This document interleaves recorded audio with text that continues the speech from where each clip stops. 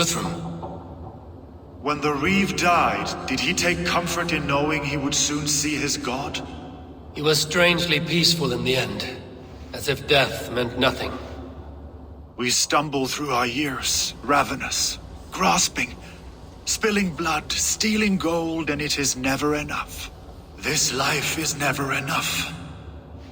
Would it not suit you to know there is something beyond all this? Not war and valor, but quiet and peace? I think the afterlife men hope for is only a reflection of their regret in this life. All I wish for now is to live among the friends I've made. That is what counts.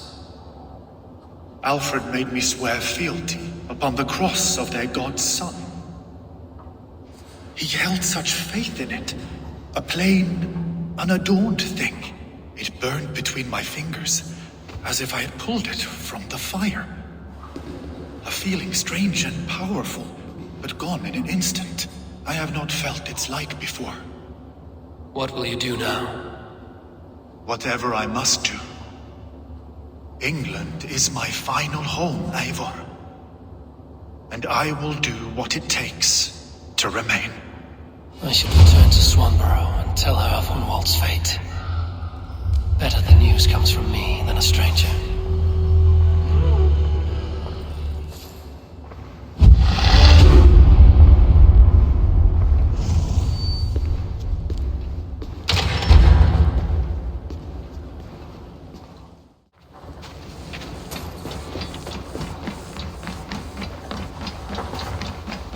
Hello there, friend.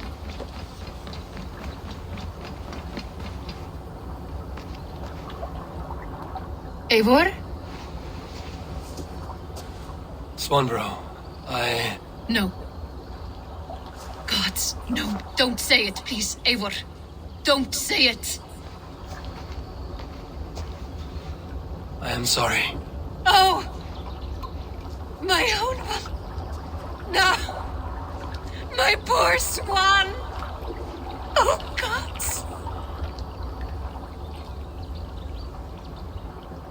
He fought bravely and turned the tide to secure a victory. Your dear Hunwald died a hero, and will be so remembered. Oh, gods.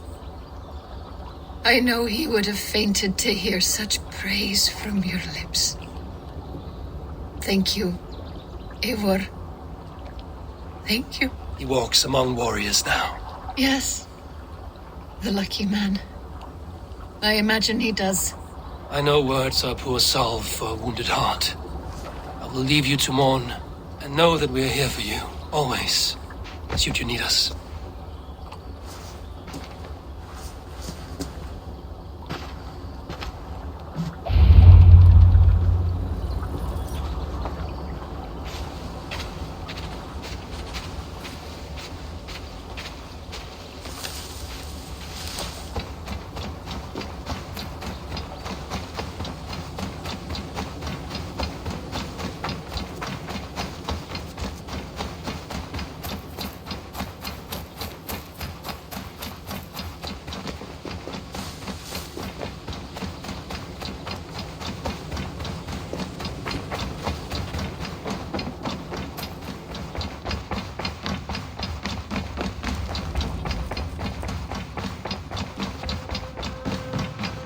Good to see you, darling.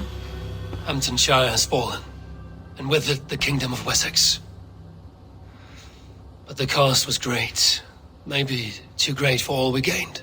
Rest then. You have earned it. On the backs of so many. Time will tell if it was worth it.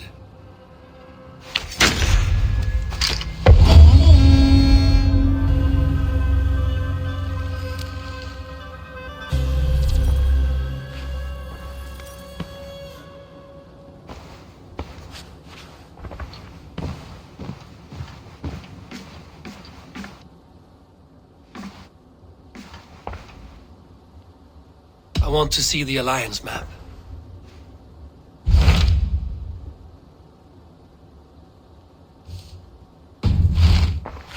I have changed my mind. I should go.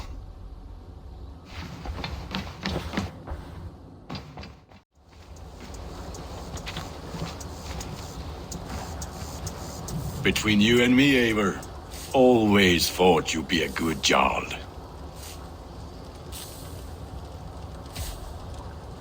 About you and Bridget. When do you wish to be wed?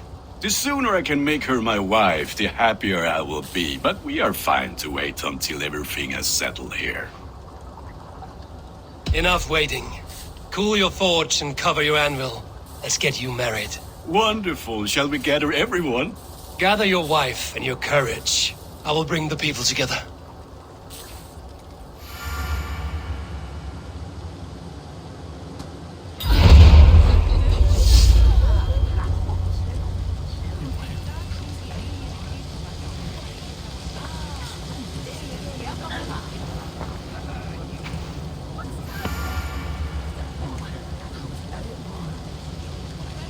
I am honored to stand before you, Gunnar, Bridget, on this bountiful day, to celebrate the strength of your bond and to see you wed.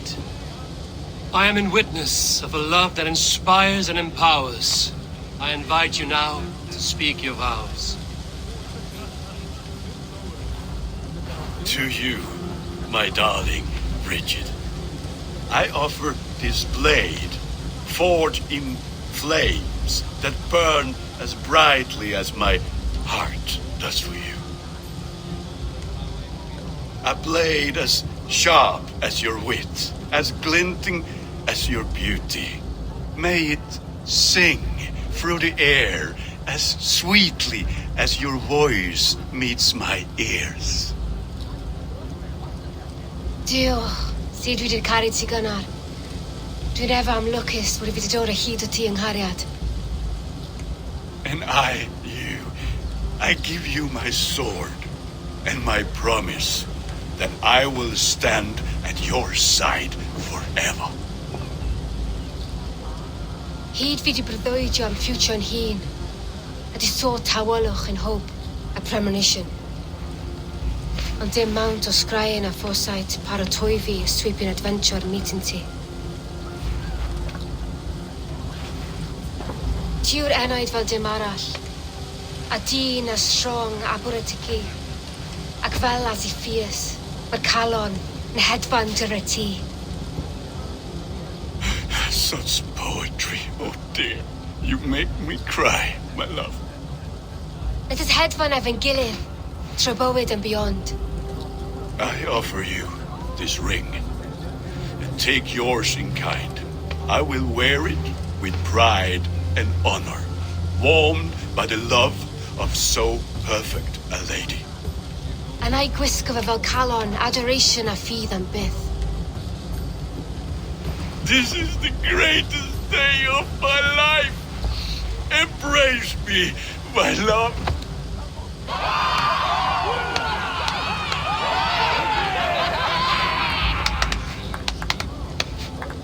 With our couple now bonded in matrimony, now we drink.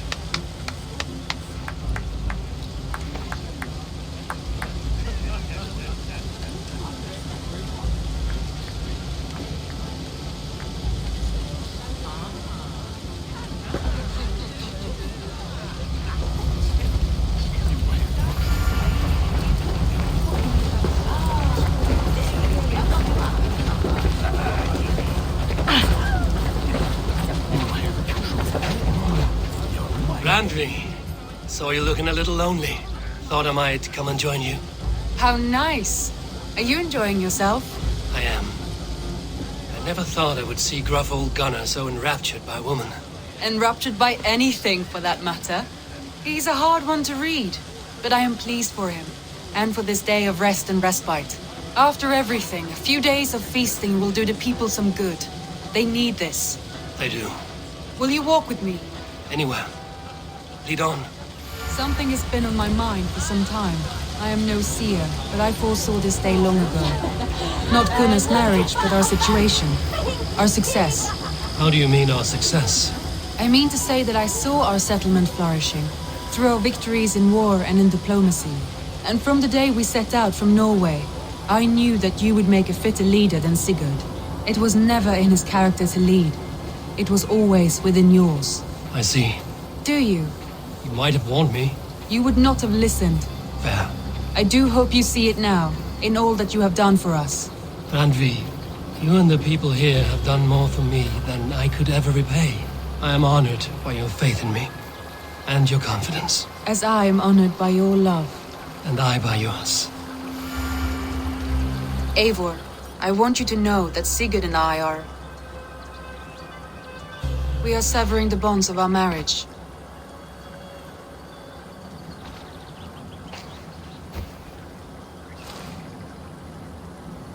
We share a love that is steadfast, and I have faith it will forever be so, but my heart is yours. That much he knows.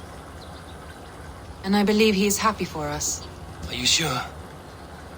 Sigurd's desires are bigger than any man or woman can offer. He longs for something more, something only he can find. All he wants is far, far away. All I need is right here.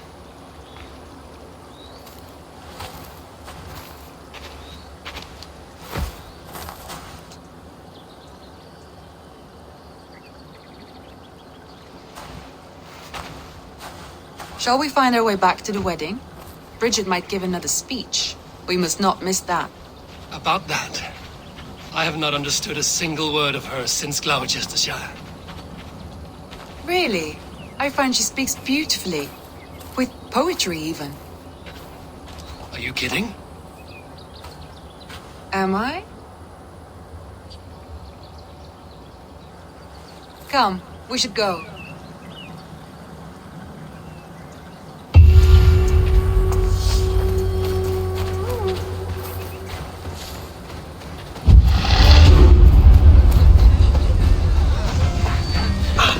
They must be.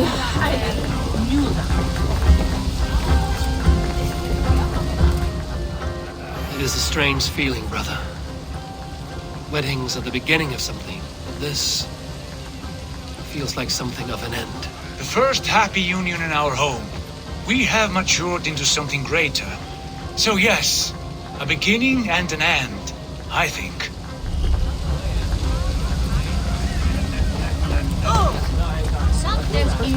Alvis, I'm surprised you did not serenade the bride and groom with a verse or two.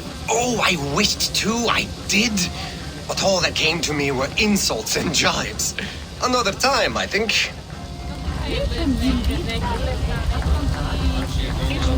Bridget, I gift you a formal welcome to our clan and our family. You are a fine addition to Gunnar's life and to ours. Diolch, Eivor.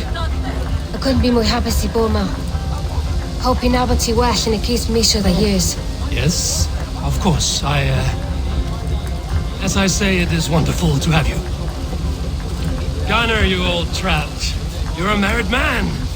Never thought I would see the day. Nor did I. And not for lack of trying.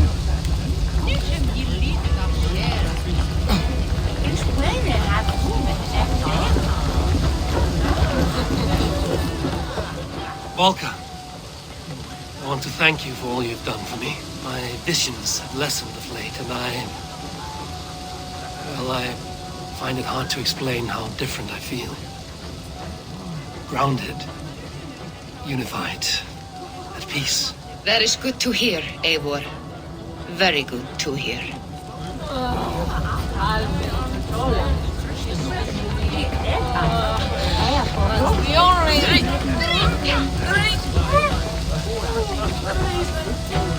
You've been among us for quite some time, Retta.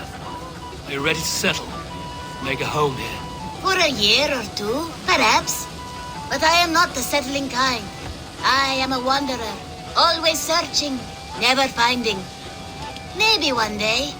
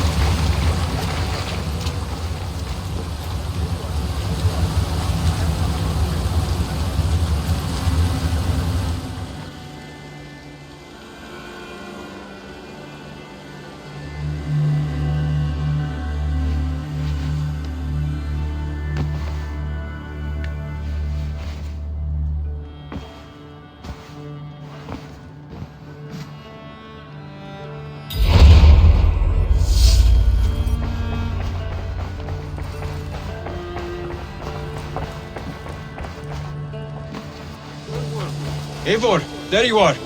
I have something for you. A message. Quite strange. Something for me. What is it? A letter requesting your presence in the southwest. A village called Athelney. Nothing strange about a summons for me, is there? It is not the recipient I find strange. It is the sender. The letter is signed a poor fellow soldier of Christ. Ah, our mysterious partner. For a short time I hoped it might be Basim feeding us the names of these targets. He seemed the most likely man, for a time. Only one way to discover the truth. Thank you, Hytham. I will take care of this.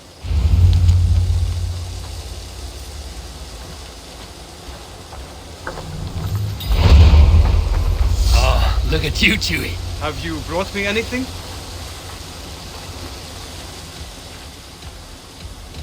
I have to go. Then go in peace.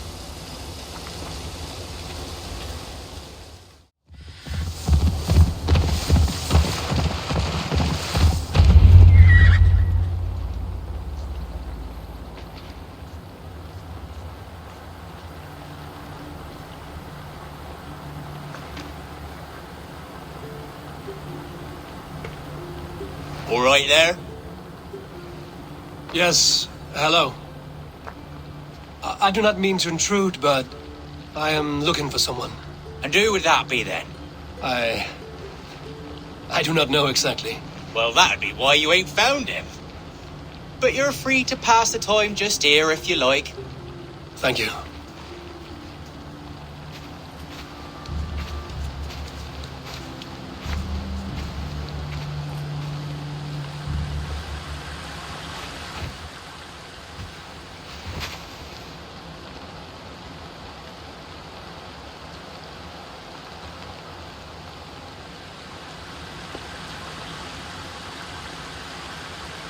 These are soul cakes, love. Do you know soul cakes? I do, I enjoy them. They're small things, size of a lumpy fist, so they'll bake fast. Keep your eyes sharp. And the butter, do I baste them? No need, love. We'll leave the butter for meal time. I look forward to it. Right then. I'll leave you to this. If you need me, I'll be doing the washing up next door. Quite a step down from your former work, Lord. As their guest, I volunteered to help with the daily chores. They offer me a bed. I tend the cakes. Do they not feel strange giving orders to their king?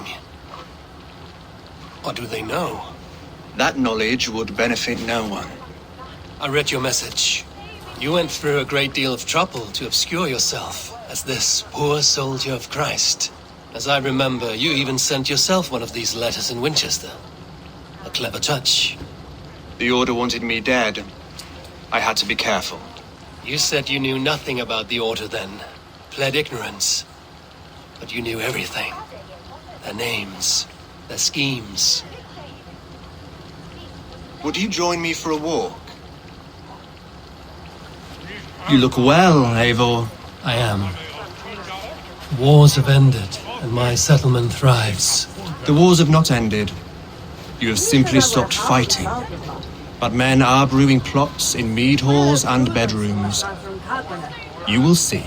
And how are you, Alfred? Getting used to the idea of being unremarkable? I am well. Better than I expected.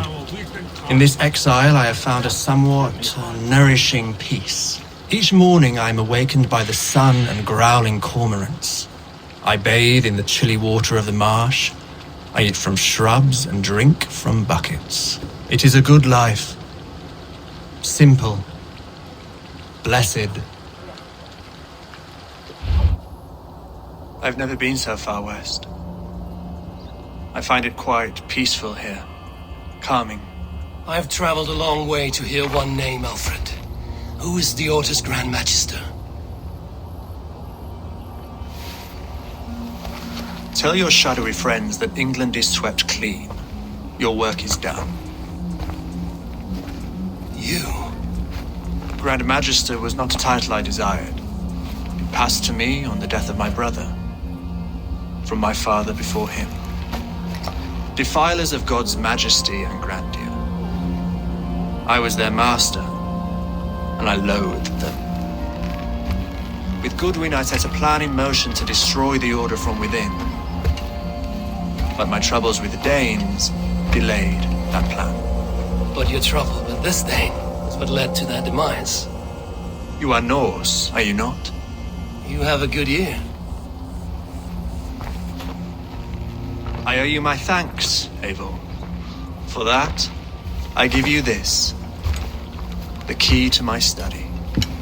That you may better understand the good you have done. With the Order all but destroyed, you have made room for a greater idea. One to take its place. A universal divine order, inspired by God for the betterment of man. With a poor fellow soldier at its head. You have saved England, whether or not that was your intent. Now let England save you. England is no more, Lord. You are the last of her kings, and yet you have no kingdom. Look around you. God's works are wondrous. They cannot be ignored, nor resisted. In time, all those who accept God will flourish, and all those who defy him will fall away. Should you remain in England, you too will one day be her subject. Oh, bloody crumbs! The cakes are burnt! Where is that man? Young man, where have you gone? Damn. That may have earned me a night of washing linens. I do not know if we shall meet again, Eivor. God willing we will. As one lord to another, perhaps. I'm coming, my lady. I'm here.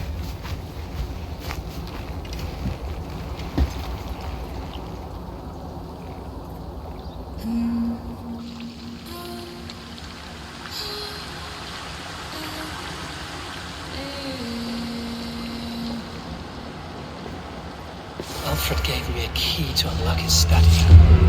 Somewhere in Winchester. Oh dear, look at them little balls of soot! Good lady, forgive me. I was lost in thought. No matter, just let them cool and we'll begin again. Direct me and I will obey. Where have you gone? Here,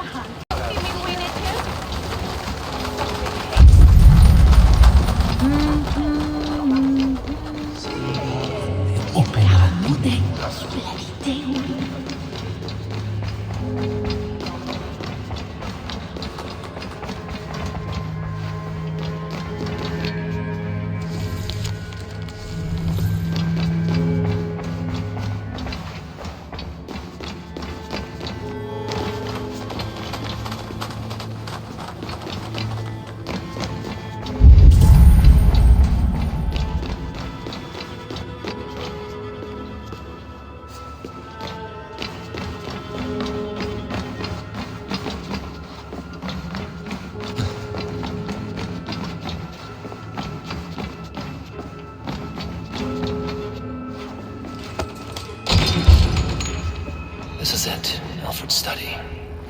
What secrets has he kept hidden by?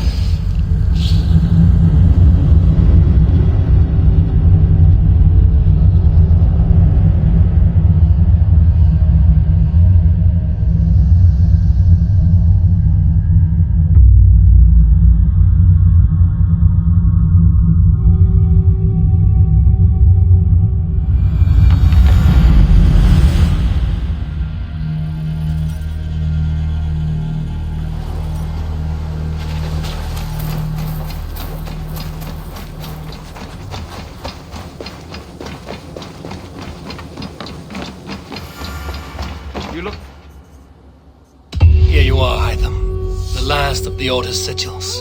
You will find King Alfred's among them. King Alfred? Did our poor fellow soldier lead you to his hiding place? He did, for they were one and the same. Our poor fellow soldier of Christ was the Grand Magister of the Order of the Ancients. He turned on his own order. Fascinating. Not turned so much as trampled. His devotion to Christ and what he calls the universal order set him against them from the start. With all sincerity, he loathed the title and the duty he had inherited and wished them destroyed. Wonderful. With his abdication, the last stronghold of the Order has been dismantled. All that remain are scraps here and there. And you, Eivor. Now that you have seen our enemy and you understand our cause, I wonder if you would join us. Become a hidden one. Was this your ultimate goal, Hytham? A trial by fire? It is a kind offer, but I do not believe we fight for quite the same cause. Your creed demands that you keep your triumphs hidden. I prefer my glory to be in plain view for all to see. If I taught you our creed, if you spent time with it, it could open your mind to another view. Another view is always welcome. But to live without celebrating one's glory and honor and achievements is not a life for me. But know this, I would give my life in a moment for those I love and who love me in return. All here, including you, my friend. I understand you well, Eivor. Very well indeed.